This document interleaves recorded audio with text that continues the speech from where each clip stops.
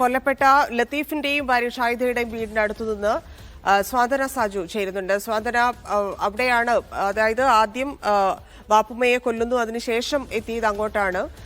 അത് എനിക്ക് തോന്നുന്നു പാങ്ങോട് ആ ഭാഗത്താണെന്ന് തോന്നുന്നു അല്ലെ? അപ്പൊ അത്രയും കിലോമീറ്റർ സഞ്ചരിച്ചാണ് അവിടെ ഒന്ന് കൊലപാതകം നടത്തിയത്. നേരത്തെ ഇത്തരത്തിൽ ഇയാൾ വന്ന് എന്തെങ്കിലും പ്രശ്നം ഉണ്ടാക്കുകയോ ഇല്ലെങ്കിൽ കുടുംബത്തിൽ എന്തെങ്കിലും പ്രശ്നം ഉള്ളതായിട്ടൊക്കെ നാട്ടുകാർ പറയുന്നുണ്ടോ? ഇവരുടെ മൃതദേഹമൊക്കെ എവിടെയാണ്?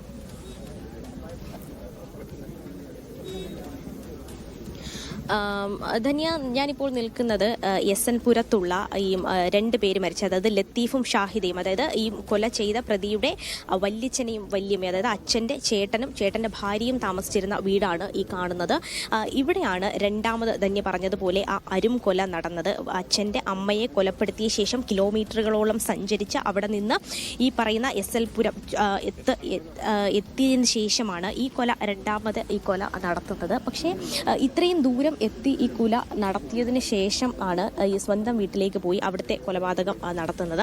ഇപ്പം നമുക്ക് ഇവിടുത്തെ വാർഡ് മെമ്പർ ഇവിടെയുണ്ട്. മെമ്പറോട് ഒന്ന് ചോദിച്ചു നോക്കാം, എന്താണ് പറയാനുള്ളത്?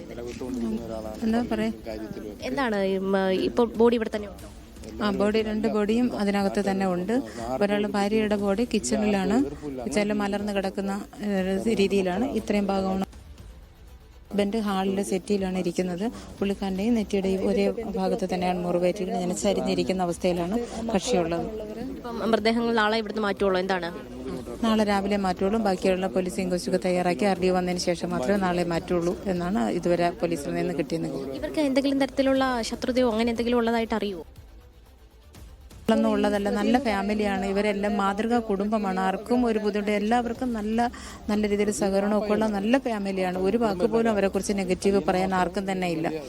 ഈ ലത്തീഫിന്റെയും ഷാഹിദയുടെയും മക്കളൊക്കെ ഉള്ളവരാണോ? ആർക്കും ലത്തീഫിന് ഷാഹിദയ്ക്കും മക്കളുണ്ട്. കല്യാണം കഴിഞ്ഞിട്ട് ഒരാൾ പനൂർ, ഒരാൾ വെമ്പായത്താണ് താമസിക്കുന്നുണ്ട്. മക്കൾ രണ്ടാളും. ഈ സംഭവം നടക്കുന്ന സമയത്ത് ഇവിടെ മറ്റാരും ഉണ്ടായിരുന്നില്ല? രണ്ട് മക്കളും പുറത്താണോ? രണ്ട് മക്കളും ഇവിടെ ഇല്ല. ഭാര്യയും ഭർത്താവും മാത്രമാണ് ഇവിടെ താമസിച്ചുകൊണ്ടിരിക്കുന്നത്. എല്ലാ ദിവസവും 3, 4 നേരവും പള്ളിയിൽ വന്ന് 5 നേരവും നമസ്കരിക്കുന്ന വ്യക്തിയാണ്. ചില ദിവസങ്ങളിൽ ഉച്ചയ്ക്കും 4 മണിക്കും എത്താറില്ല.